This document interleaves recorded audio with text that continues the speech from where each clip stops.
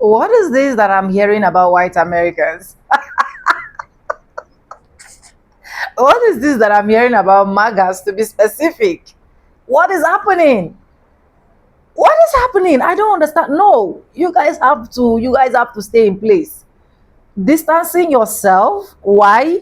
That the orange man is not doing well. Who said that?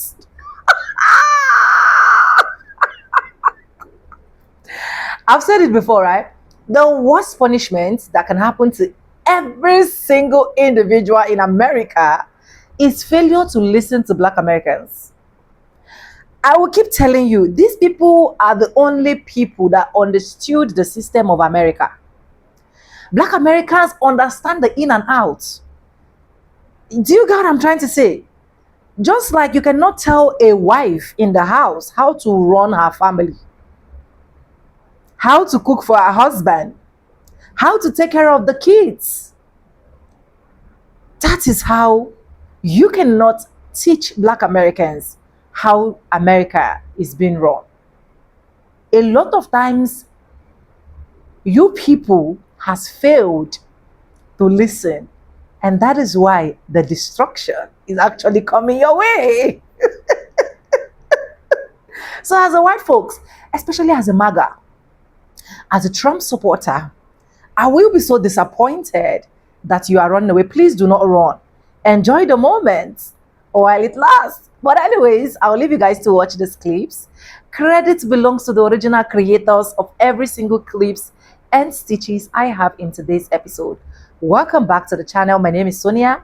Subscribe, like, comment, and share. And let's dive right into this video. For educational purposes only, I will be back with commentaries.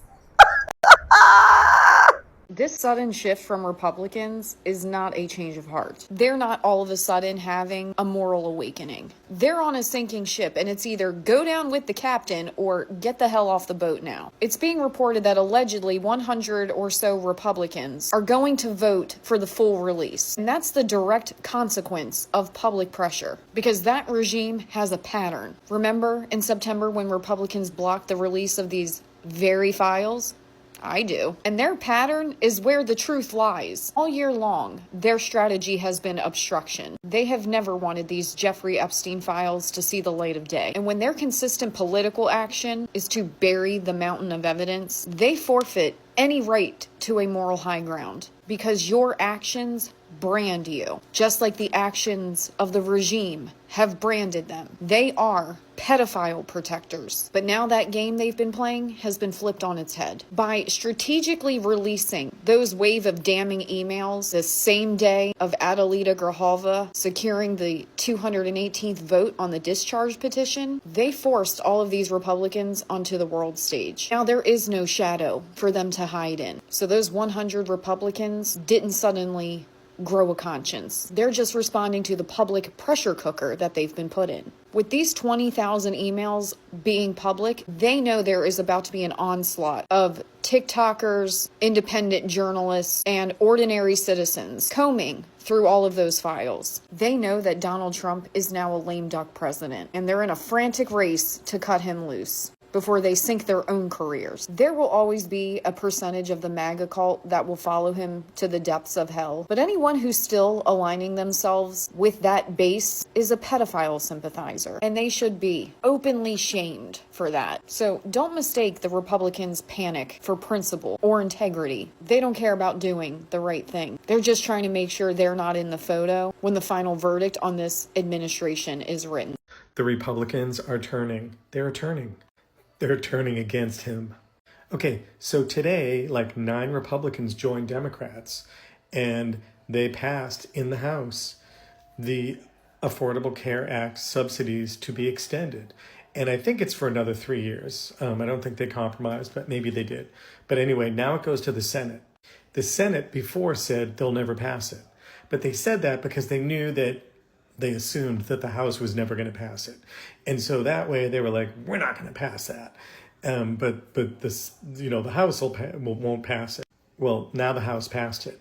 So it gets passed over to the Senate. And the Senate doesn't want blood on their hands. They do not want Americans turning against the Republican Senate because the Senate turned down the extension of the Affordable Care Act subsidy. So there's that.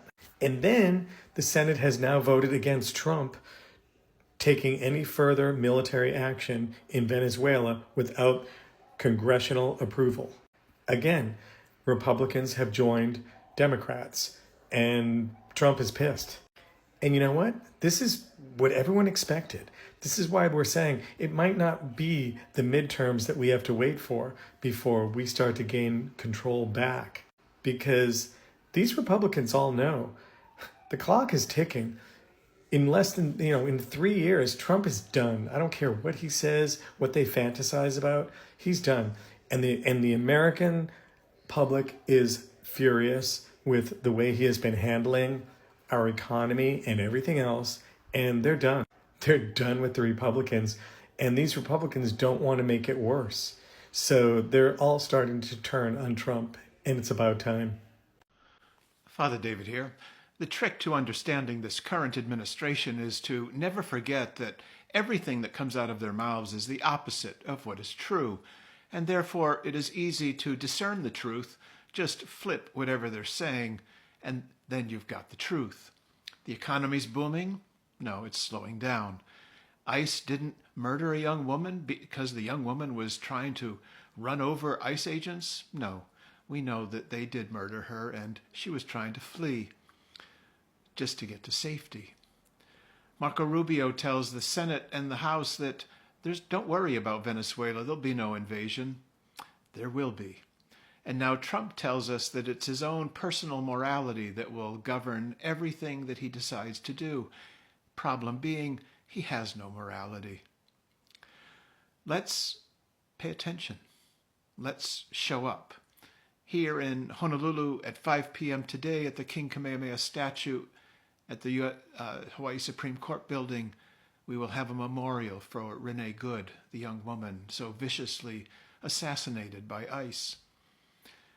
If you're here, please show up, bring a candle. Let's remember this young woman, and as importantly, let's stand up for what it is to be an American against this authoritarian onslaught. 5 o'clock today, Friday, King Kamehameha statue. God bless us all. Trump's America is just a reflection of what's been happening to Black Americans and Native Americans and some people of color for a very long time in the United States. It's the same thing as Tinubu's Nigeria. Now, these two terminologies are not accurate. They're like oxymoron because Trump's America is not necessarily Trump's America. Trump's America is actual America. It's the actual United States system. Tinubu's Nigeria is not Tinubu's Nigeria. It's the British Nigeria. And they are both similar in this case because it belongs to a particular small group of people, the elites, not who we always call the elites in Nigeria. The elites for Nigeria, for the Nigerian system, are the British, the people who designed the system to favor them. Now, the elites in the US are a small group of people that control the wealth. Some you don't even know.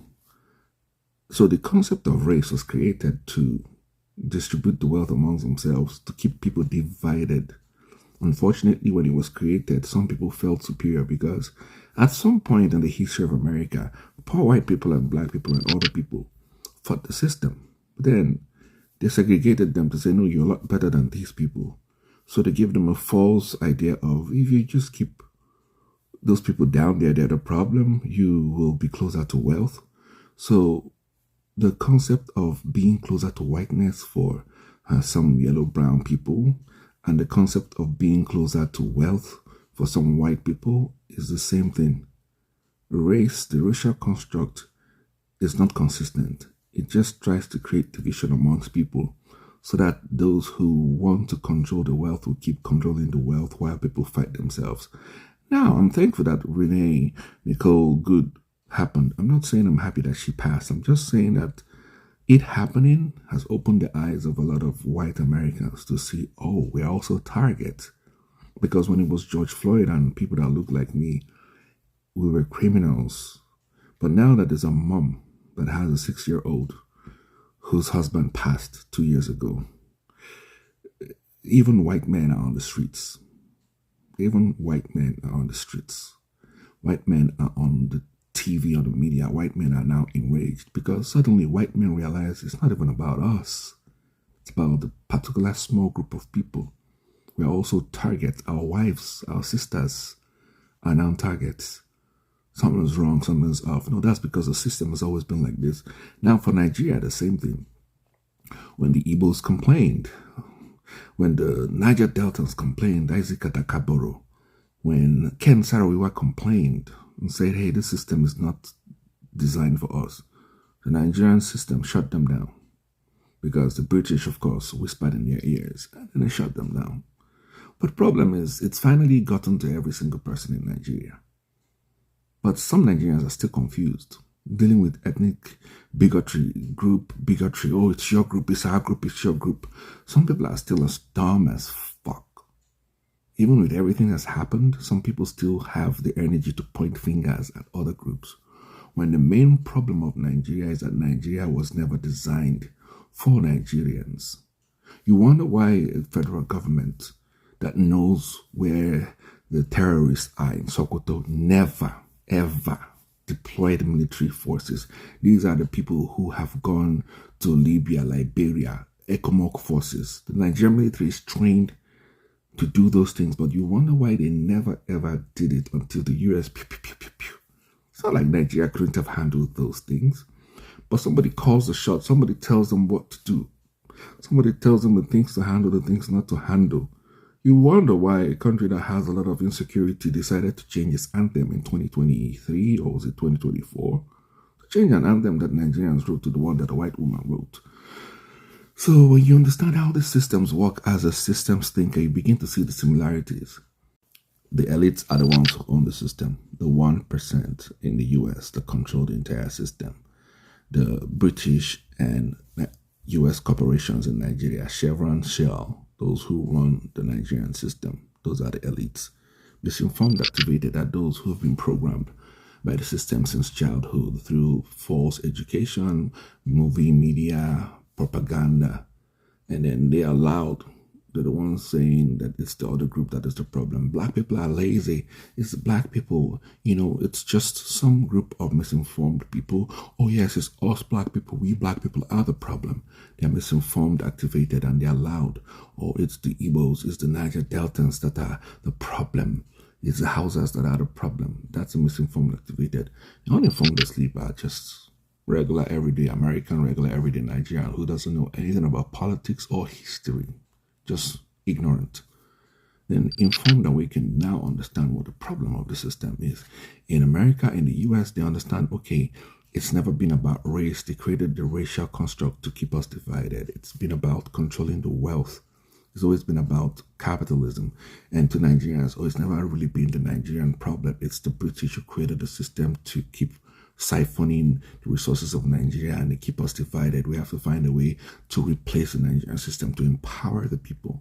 Those are the informed awakened. Then you've got the informed misleading. Those guys know what the problem is, but they get paid by the system, so they have to keep people uninformed. They have podcasts, they have a platform where they misinform people intentionally.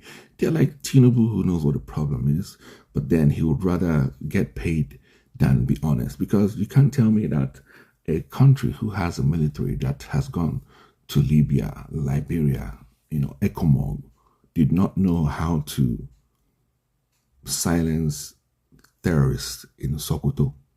You can't tell me that. They had to wait for the US to pew pew pew pew pew to come help. It's very useless. That's like, but then that's the kind of platform that people have. They lie to people about what the real problem is. You can't tell me that the Nigerian military cannot take care of these terrorist groups or terrorist organizations. And then but they mislead you intentionally. Or even like in America, where they know what the problem is, but then they keep saying it's the black people who are lazy, it's the brown people are taking your jobs, we gotta build a wall, it's these immigrants are criminals, we have to deport them, until finally they got to a white woman, a mom, who lost her husband 2 years ago, who has now left a 6-year-old, a white woman who had nothing threatening about her. You see what I'm saying? Now you got whisperers, people who are analysts, whether for good or for bad. They tell you what the real system issue is. or they tell you how to control people in the system. Whatever it is, there are whisperers. So these are the 6 categories of entities in every system, whether it's Nigeria, the United States. But then again, back to the whole thing, the elites, the 1%, these people here, one way to stop them is to keep educating ourselves and then unite to remove them. You know what I'm saying? The systems have to be replaced. It's going to take a lot, but it also has to take a lot of smart moves, no impulsive movements. But then again, the sad thing is that it's going to be easily infiltrated because they're going to have Uncle Toms who will be willing to collect money. They're going to have informed misleading who are going to intentionally mislead people, or so what it takes is to create a system, another system. If it's a place like the United States, just form a new political party completely new one. If it's a place like Nigeria, remove power from the federal government, give it to the local government so people can decide how they want to rule themselves. These are ways to replace these systems. That's one way to remove power from the hands of those who control these systems. This message is to Mr. President Donald Trump and to every general and political appointee sitting in his military cabinet. My name is Major Retired Richard Ojeda, and I wore this nation's uniform and fought this nation's wars for 24 years. I'm speaking to you as a combat soldier who understands orders and understands lines that you do not cross. Last week, one of your senior military commanders was asked in a congressional hearing about using military force inside the United States against American citizens. And he said if an order came down to do so, he would carry out that order. On my back, I've got the names of 13 of my brothers who never returned home from war. I want you to hear me loud and clear when I say this. They did not die for this. They did not die so the President of the United States could label people who disagree with him as domestic terrorists and enemies from within. The real enemy is any person in leadership that tries to turn the weapons of war on the American citizens and calls it patriotism. So when you say the enemy is within, Mr. President, you're right. The enemy of our Constitution is sitting inside the Oval Office. I've seen war. I've picked up a rifle and manned a post. I know exactly what the enemy looks like when this nation is under attack. So when I hear what's coming out of your White House right now, I recognize it better than most because I've seen this con job before. I saw it when it was time to lace up our boots and when politicians like you needed a story strong enough to send young men and women into hell and call it service. I watched communities get wiped out over weapons of mass destruction that didn't exist. Millions of people lost their lives because our leaders were willing to put people in harm's way over a lie. I remember the faces. I remember the fear. I remember the kids. And I remember what it's like when you return home and realize it was all for nothing. I know the weight that it carries to realize that the government you once believed in, bled for, and fought for sent you into battle over a lie. But not one time, not one damn time, when I was standing in the line of fire, did I look to my left or my right and ask my brother how he voted before I decided if I would defend him. Now you're taking that same logic, the logic that collapses nations, and you're trying to turn it against Americans on American soil. You're trying to make people afraid to speak, afraid to protest, afraid to disagree with you in the name of terrorism and patriotism. And I'm not going to sit by and watch you bring home the very thing we were sent overseas to fight. One day my time on this earth will be over, and I'm going to see my brothers again. And when I do, I want to be able to look them in the eye and say, I upheld the oath. I defended the principles we bled for, and I didn't stay quiet while America turned on itself. My brothers that did not return home were not suckers and losers like you once said. They were men of honor who served this nation and upheld their oath to protect and defend the Constitution. And I carry their sacrifice with me every single day. That's why today I'm calling on every military veteran, active duty service member, Guard, Reserve, Commander, and Gold Star family across this nation. Remember your oath. We did not take an oath to a president. We did not take an oath to a political party.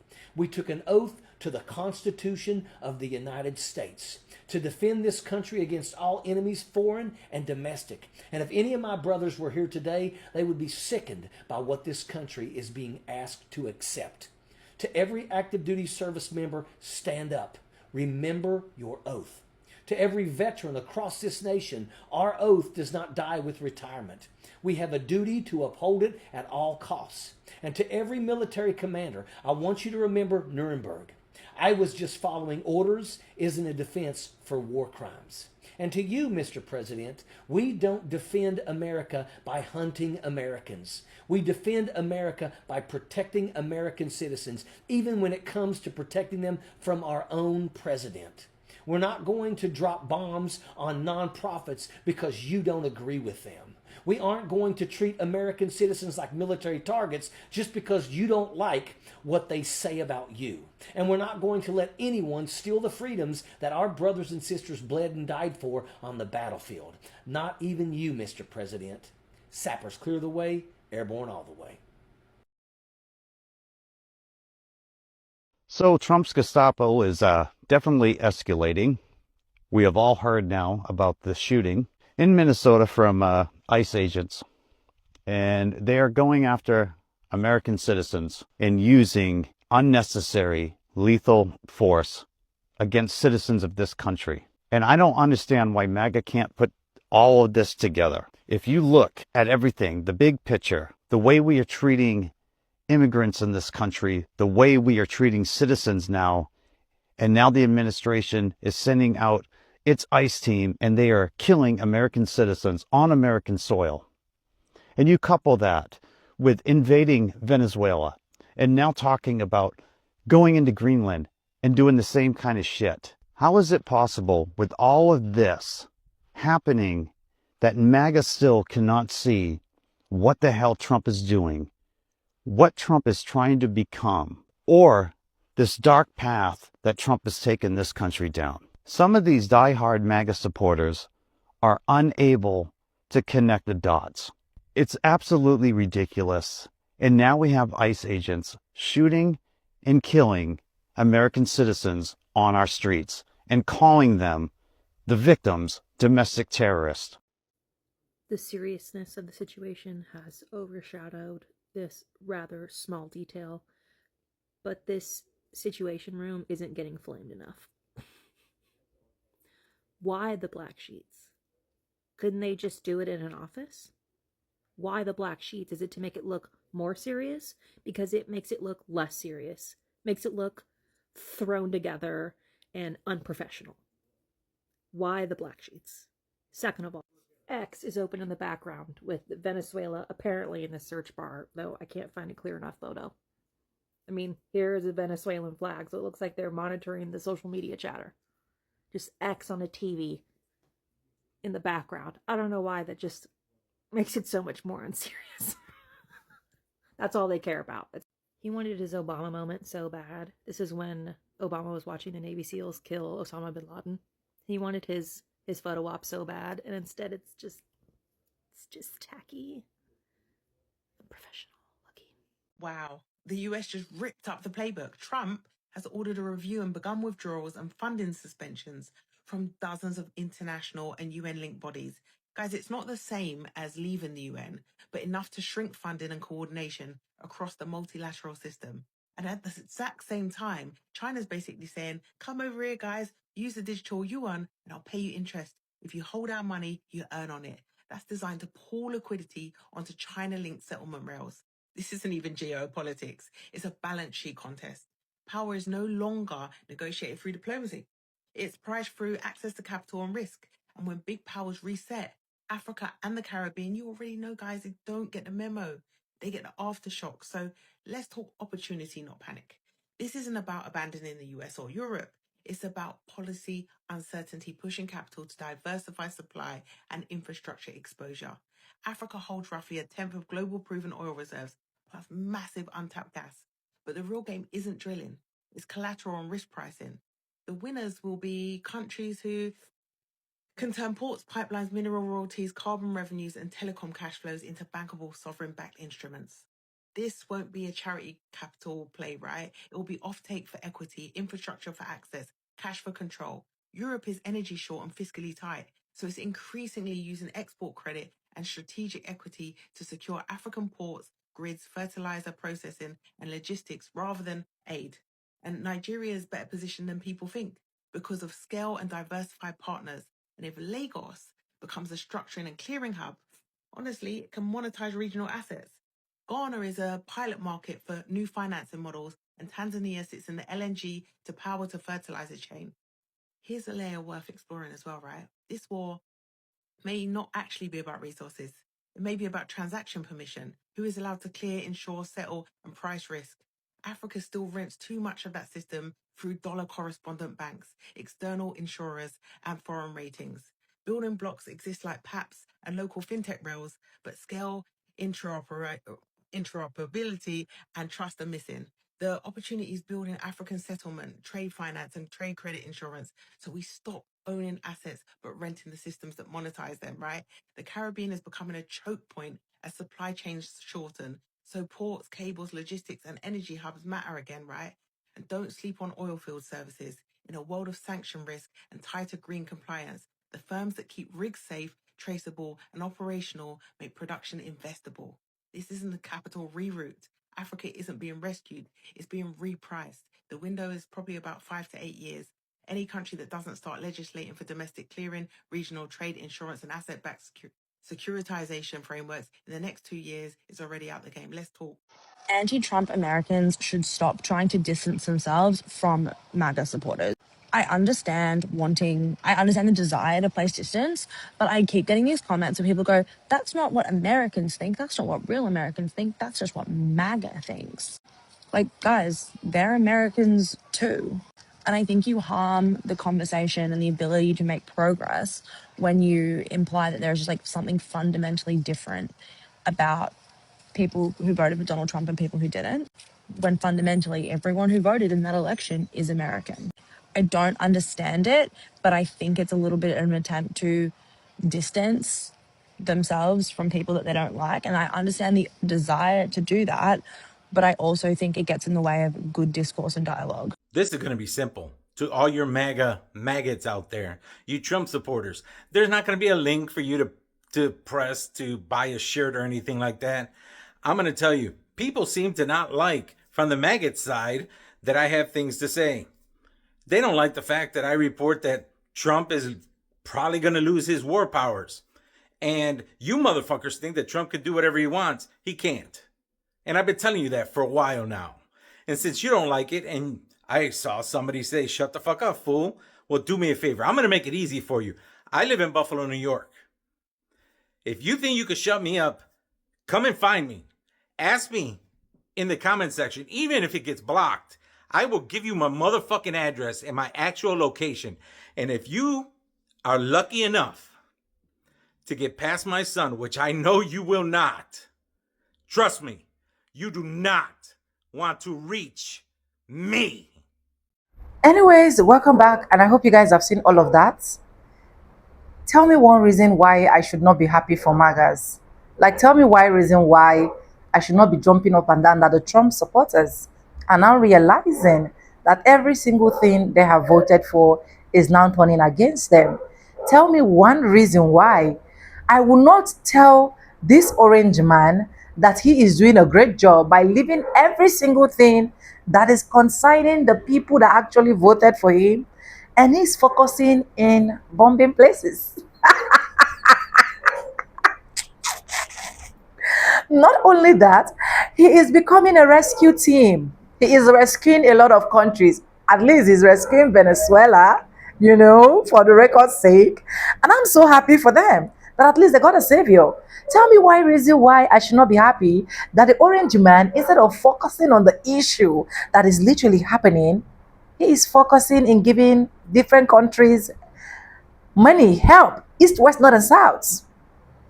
That is who this man is. This man has never one day loved black people, black Americans.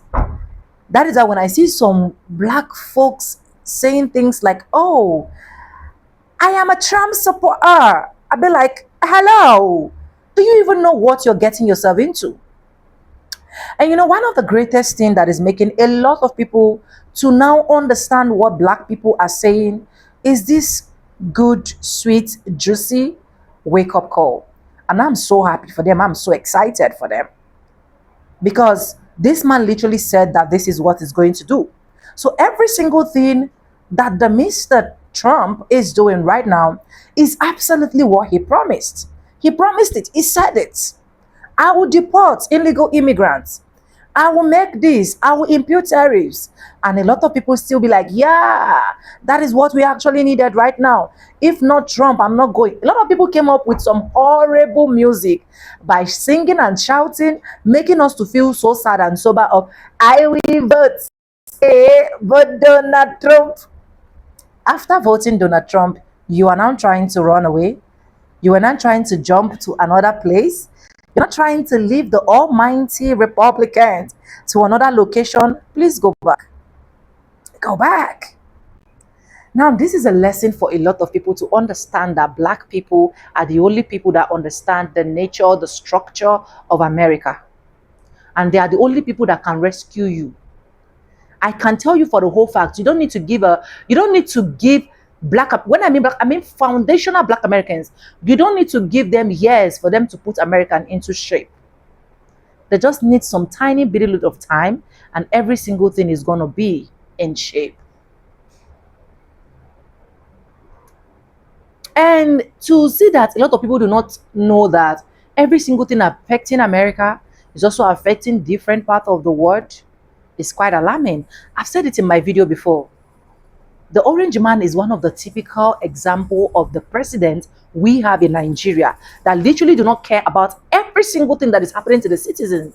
The only thing he care about is how he can gladly live his luxurious life and how he can literally bring the next person to come out for the next campaign. That's bad. You see, everything concerning politics.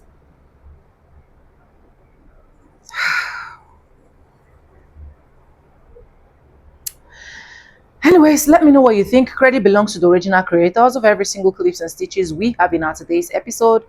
And this is just for educational purposes, not to ruffles on anyone's shoulder. And if you have not subscribed, subscribe, like, comment, and share. I want to say a very big thank you to every single one of you liking, commenting, subscribing, sharing my videos, dropping super thanks, dropping commentaries, and also joining my membership. I do not take you guys for granted. You guys are absolutely the best. Thank you so much for staying stick and hold me to the end of this video. And yes, with no further ado, I do like I always say in my videos, I'm going to be saying bye, and I'll see you guys in the next F around and find out with Black Americans.